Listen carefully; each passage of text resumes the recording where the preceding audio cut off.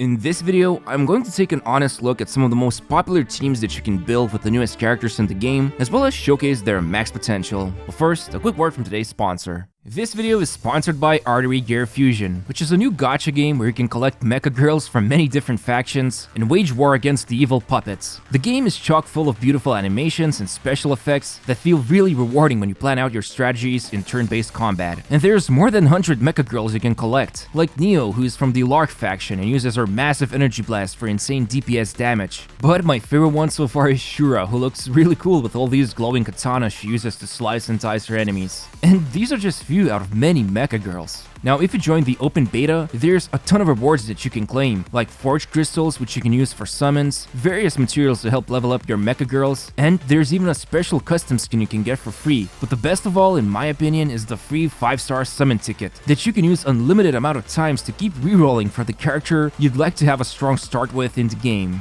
So be sure to use my link in the description for the open beta and get these awesome rewards, as well as help support my channel with future videos. To have a good business, you always want to hire the best talent, and Hu Tao's funeral parlor has been thriving ever since Yelan got released. Now, it's no secret that previously, you had to use Xingqiu together with this prankster in order to achieve her best damage potential. But what if instead of having one Hydro, you use two of them? Well, this new comp is pretty insane. It's made up of Hu Tao, Xiangling, Xingqiu, as well as Yelan, and the name that has been given by the community is Funerational, because, you know, Hu Tao runs a funeral, and the composition closely resembles a national team. And what's cool about this comp is that you wouldn't normally use Xiangling with Hu Tao. In fact, you would never pair them together, because the best thing about the chef is her Pyronado causing huge vaporized damage. But if you had Xingqiu as the only Hydro applicator, then Hu Tao's and Xiangling's Pyro application would quickly overtake and instead cause Xingqiu to vape his hits. So this is why we have Yelan as the last piece of the puzzle to essentially allow both Xiangling's Pyronado and Hu Tao's charge attacks vape for a lot of damage, thanks to the insane Hydro application the team will getting both from Yelan's and Xingqiu's bursts. However, like with every team out there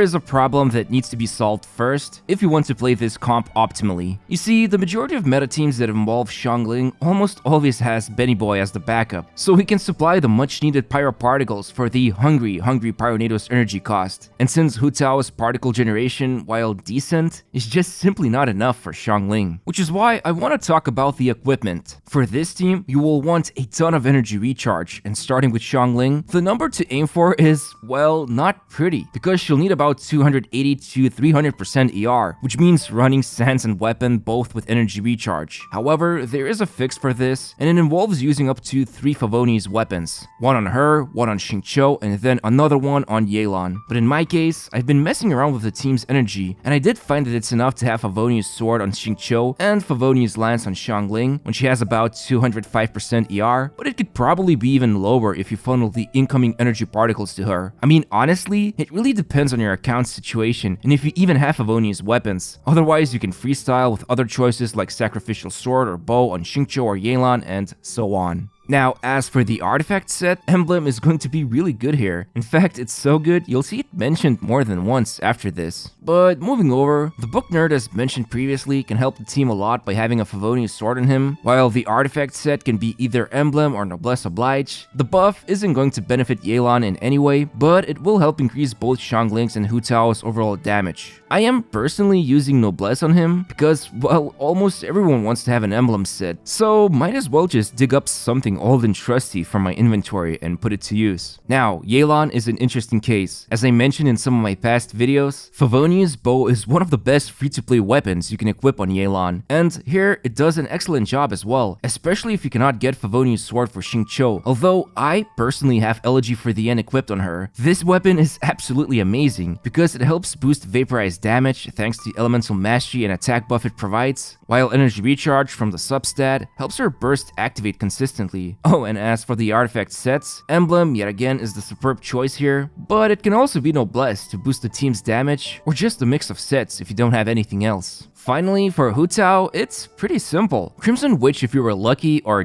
dedicated enough to farm it up, but in my case, I am using Shimenawa's 4 set, even if it does mean her burst won't get activated often, which means her survivability goes down, but it still gets the job done really well, especially when you get to see those big charge attack numbers pop up, and I don't have to torture myself with horrible drops I would otherwise need to endure in the Crimson Witch domain. But yeah, this is Funirational's equipment in a nutshell. It will depend case by case, but Favoni's weapons easily solve a lot of energy issues you would otherwise run into with Xiangling or even the other two Hydro units, while it's fine to skip a burst or two with Hu Tao. The last few things I want to mention would be, first, there is a rotation that you can see and follow on the left side of the video, but I wouldn't say you strictly need to follow it as long as Xiangling and Hu Tao are causing vapes consistently, since sometimes you will want to trigger Favoni's weapon's passive more than once by switching back to someone who has it. But more importantly, you'll notice just how much damage you can dish out with this team, and even though there is no dedicated healer here, Xingqiu does help out with damage reduction and small healing, while Hu Tao can also self-heal herself, but there is a risk of running low on health before you reach the final chamber, so do keep in mind there's no Benny Boy to save the day. All in all, I am really impressed with this team's performance. It's a fun composition, even if it means you'll need to tinker with energy recharge a lot, but at least there's a new and a fresh team comp in an otherwise stale meta.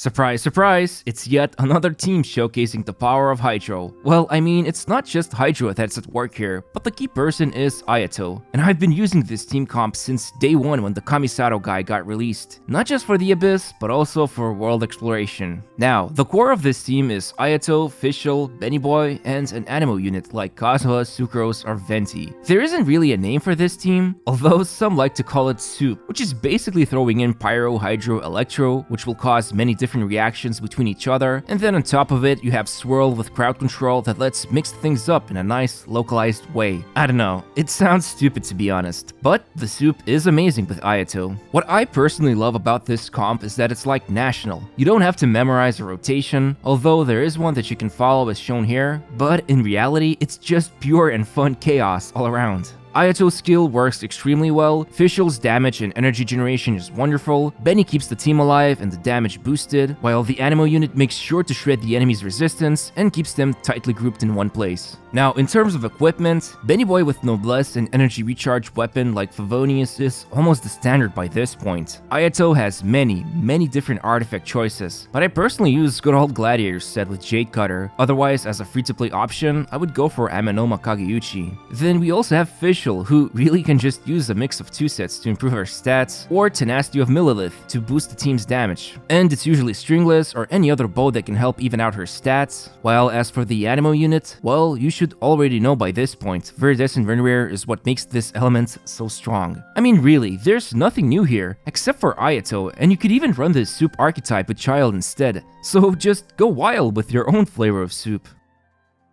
I know, another team with Yelan, but come on, I've made so many different team videos, and there's a lot of new comps you can build with this new character. Like, she's a flexible unit, so I had to cover this team as well. Anyway, yet again, this comp relies on double Hydro application that can be only achieved through the extremely similar bursts of Xingqiu and Yelan. Now, essentially, because there's so much Hydro coming out of your active character, it only makes sense to have a driver here as Pyro unit, which can be almost anyone, but the one I want to focus on is Yoimiya. She didn't have the best reception back when she first got released. However, it's hard to ignore her fast normal attacks and the potential single target damage she can achieve against big targets. Sadly, Yelan doesn't help solve Yoimiya's biggest issue. Her AoE is still lackluster, but because she can swiftly deliver a lot of hits, it's easy to trigger those Hydro bursts and achieve decent amount of vapes. And what's cool about this team core is that the last spot is really flexible. A lot of different units can be used, and I've personally had great results with Yunjin, Benny, Zhongli, Fischl, or basically any Animo character. It really depends on your own account, or even mood I would say. And right now, the current Abyss cycle is almost too suspiciously good for Yoimiya. The second side of floor 12 is just simply amazing for her, and I've recorded so much good footage here that you'll see over and over again in the coming months, or even years. And I'll especially make sure to roll these clips when Yoimiya's rerun is going to be happening. But anyway, there's not much to be said about equipment since I've already mentioned most of it. Just make sure both Yelan and Xingqiu can activate their expensive bursts off cooldown, since they are the necessary core you need to run for the team, while a Pyro unit can be almost anyone. You'll easily trigger vapes, and the only limit isn't the sky here, but those boring ICDs that I don't even want to get into.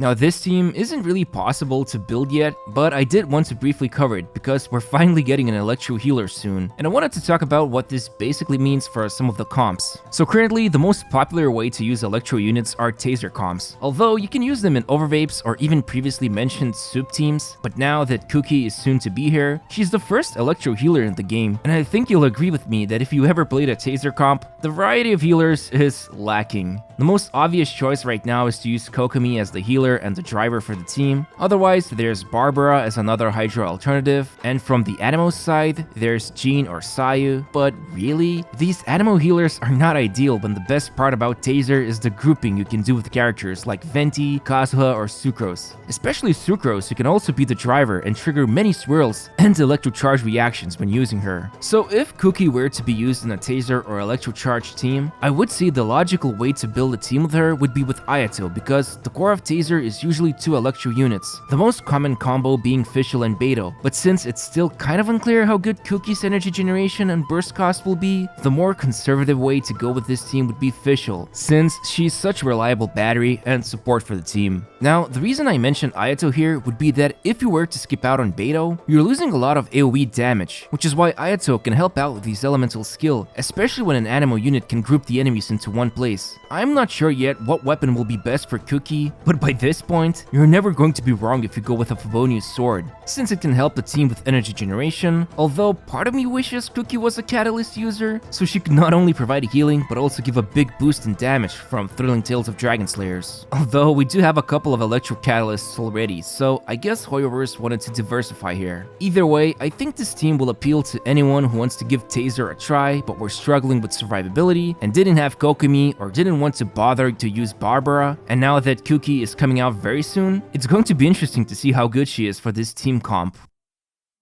As a last honorable mention, I wanted to quickly cover the highly popular Rational team with Yelan instead of Xingqiu. I honestly don't see that big of a difference whether the team is better with the Book Nerd or the new Hydro unit, although I did mention in my previous Fading Twilight video review that Raiden helps out Yelan a lot when it comes to energy recharge. So you have many comfortable weapon options you can use thanks to Raiden's burst, and while her Hydro application is less reliable than Xingqiu's, if we talk about comparing a C0 5-star to a C6 4-star, well, it still gets the job done. And I think the best thing about this team's variation is how easy it is to control everyone's energy recharge, so you can just spam away all the bursts and have a ton of fun. But let me know what you think about this video. I know it's new teams that were covered with just Ayato and Yelan, but I do have plenty of other team videos that I make every few months and talk about the latest changes. So whether you have these characters or not, I hope at least I provided some interesting or entertaining info about these new teams. As always, I appreciate all of your support. Don't forget to subscribe to the channel and leave a like on this video to help out with YouTube's algorithm. Thanks for watching, and I'll see you next time.